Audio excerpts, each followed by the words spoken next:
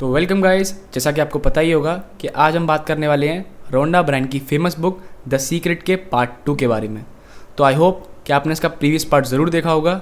अगर नहीं देखा है तो उसे जाकर ज़रूर देखिए, उसकी लिंक डिस्क्रिप्शन में होगी। So without wasting any time let's start the secret to wealth. इसमें ऑथर बताती हैं कि वेल्थ को अट्रैक्ट करने के लिए आपको अपनी वेल्थ पर फोकस करना होगा। फॉर एग्जाम्पल, हम में से ज़्यादातर लोगों के ये थॉट्स होते हैं कि मेरे पास तो पैसे ही नहीं है। तो ये थॉट आपका मनी पर फोकस तो है, बट ये मनी अवॉइडिंग थॉट है। तो इस थॉट के बिलीफ को आपको ये कहकर रिप्लेस कर देना होगा कि मेरे को जितना चाहिए मेरे पास उतना पैसा है। फॉर एग्जाम्पल, जैक कॉनफील्ड, जो कि chicken soup for the soul book के ऑथर हैं, बताते हैं कि उनकी शुरुआती ज़िंदगी कुछ खास नहीं चल रही थी। उनकी ईयरली इनकम अप्रॉक्स $8,000 थी, और जब उनके मेंटर ने उन्हें द सीक्रेट के बारे में बताया तो उन्होंने इसे टेस्ट करने का सोचा। और ये टेस्ट करने के लिए उन्होंने अपनी ईयरली इनकम को $1 लाख सोचा। उन्हें यह बिल्कुल भी नहीं पता था कि वो ऐसा कैसे करेंगे, ना कोई प्लान ना कोई पॉसिबिलिटी। उन्होंने सिर्फ ऐसा बोल दिया और इस पर बिलीव कर लिया, और उन्होंने अपने बेड के ऊपर $1 लाख की फ़ोटो पेस्ट कर ली। और वो रोज़ उस फोटो को देखकर अपना लाइफस्टाइल इमेजिन करते थे कि जब मेरे पास $1 लाख आ जाएंगे तब मेरा घर कैसा होगा, मेरी कार कैसी होगी, मेरा लाइफस्टाइल कैसे होगा। और इसी थॉट के बाद उन्होंने बुक लिखना स्टार्ट किया।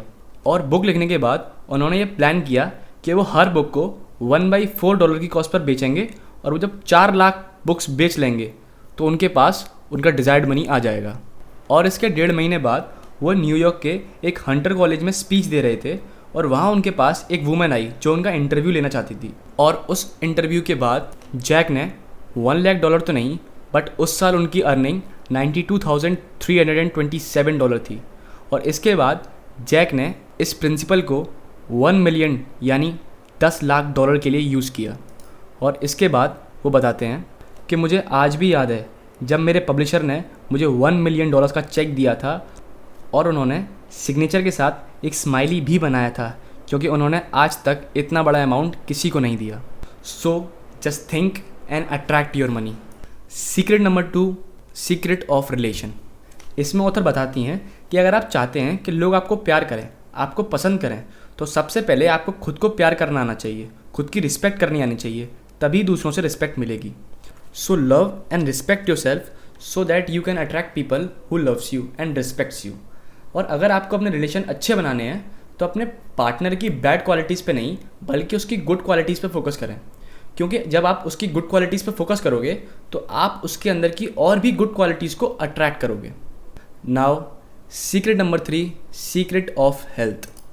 इसमें ऑथर बताती हैं कि आपने मेडिकल ट्रीटमेंट में प्लेसिबो इफेक्ट के बारे में तो सुना ही होगा, जिसमें डॉक्टर आपको एक टैबलेट देते हैं जिसमें ट्रीटमेंट के लिए कोई भी केमिकल या मेडिसिन नहीं होती है, बल्कि वो तो सिर्फ एक शुगर टैबलेट होती है। डॉक्टरों ने ऑब्जर्व किया है कि जिन पेशेंट्स को प्लेसिबो टैबलेट्स दी गई वो सेम उसी तरह ठीक हो गए जैसे बाकी पेशेंट्स जिन्हें नॉर्मल मेडिसिन दी गई थी। प्लेसिबो टैबलेट आपको ये यकीन दिलाती है कि आप ठीक हो रहे हो। और हाँ, किसी भी पर्सन की हेल्थ में लाफ्टर या हैप्पीनेस का भी इक्वल रोल होता है। फॉर एग्जांपल, मॉरिस गॉडमैन बताते हैं कि 10 मार्च 1981 का दिन उनकी ज़िंदगी का सबसे इम्पॉर्टेंट दिन था, क्योंकि उसी दिन उनका प्लेन क्रैश हो गया था, और इस प्लेन क्रैश में उनकी स्पाइनल कॉर्ड चकनाचूर हो गई थी, और उनके पहले और दूसरे सर्वाइकल वर्टिब्रा भी टूट गए थे, और उनका डायफ्राम भी नष्ट हो गया था।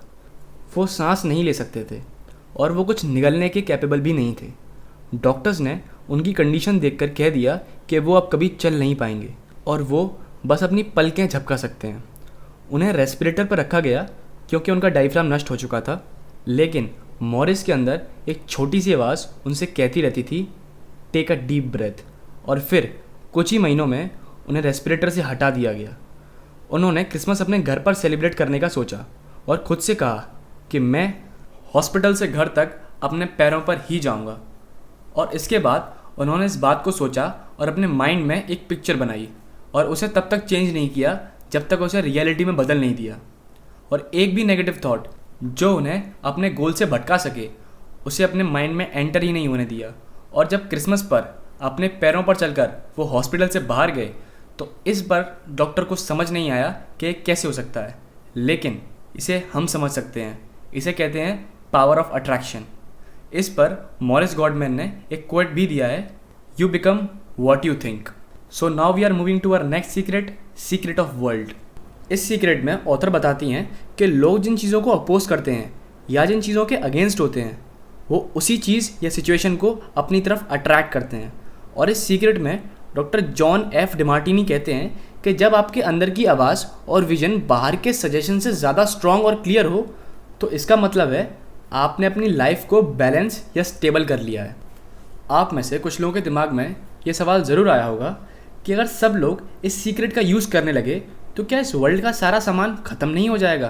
क्या सभी लोग अपने माइंड का यूज़ करके वो सारी चीज़ें ख़त्म नहीं कर देंगे जिसे वो अट्रैक्ट करते हैं?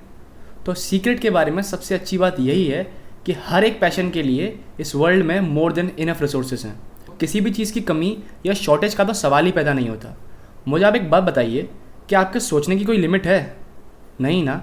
और अब तक शायद आप ये भी बात अच्छे से समझ गए होंगे कि आप जो भी सोचते हो वो आपको मिल जाता है। तो आप ये बताइए कि आपके सोचने की अगर कोई लिमिट नहीं है तो आप जो भी चाहते हो वो लिमिटेड कैसे हो सकता है? और अगर आपको लगता है कि आपके पास जो भी कुछ है वो लिमिटेड है तो इसका रीज़न सिर्फ़ और सिर्फ आपकी लिमिटेड थिंकिंग हैबिट है। और मैं ये नहीं कह सकता कि ये हैबिट ज़िंदगी भर रहेगी और शायद आप भी ये हैबिट ज़िंदगी भर नहीं रखना चाहोगे। Because with limited thinking you can only achieve limited things. So now we are moving to our last secret, secret for you. अब आप सब जो इस वीडियो को देख रहे हो मैं आपको एक बात बताना चाहूँगा कि आप इस दुनिया के सबसे पावरफुल मैग्नेट हो। ऐसी कोई चीज़ नहीं जो आप अट्रैक्ट नहीं कर सकते। आप में से काफ़ी लोग ये मानते होंगे कि अपनी मनचाही चीज़ हम इसीलिए हासिल नहीं कर सकते क्योंकि हमारी फैमिली कंडीशंस इतनी अच्छी नहीं है, या हमारे घर का एटमॉस्फेयर इतना अच्छा नहीं है, या हमारे पेरेंट्स इतने सपोर्टिव नहीं हैं। तो अगर हम साइकोलॉजिस्ट की बात माने तो उनके हिसाब से इस वर्ल्ड में 85% घर ऐसे ही हैं। और इस सीक्रेट को अच्छे से समझने के लिए जैक कॉनफील्ड ने अपने खुद के लाइफ इंसिडेंट शेयर किए। वो बताते हैं कि उनके दोनों पेरेंट अल्कोहल के एडिक्टेड थे और जब वो छोटे थे तो उनके फादर उन पर हाथ भी उठा देते थे। और जब वो 6 साल के हुए तो उनके दोनों पेरेंट्स अलग हो गए। तो अब जैक के पास 2 ऑप्शन थे, या तो वो अपनी पूरी लाइफ पास के इंसिडेंट को लेकर अफसोस करते रहें जिससे वही कंडीशंस और अट्रैक्ट होंगी, या फिर वो अपनी मनचाही चीज़ों पर फोकस करके उसे अट्रैक्ट करके अपनी लाइफ को फुलफिल्ड और फॉर्च्यून बनाए। जैक ने सेकंड ऑप्शन चूज़ किया और आज वो अपनी लाइफ में हैप्पीनेस और फन को एंजॉय कर रहे हैं। इसी तरह हम सबके पास भी 2 ऑप्शन होते हैं, या तो हम अपनी पास के बारे में सोच के दोबारा उसे अपनी रियलिटी बना लें, या फिर अपने फ्यूचर के थॉट्स को हैप्पीनेस और एन्जॉयमेंट से कनेक्ट करके उसे अपनी रियलिटी बना लें। चॉइस आपके पास है कि आपको क्या चूज़ करना है, और आप क्या चूज़ कर रहे हैं इसे हमें कमेंट कर ज़रूर बताएं। बहुत ही जल्दी मिलेंगे एक दूसरी फैंटास्टिक बुक के साथ। And don't forget to follow us on Facebook and Instagram, link is in description.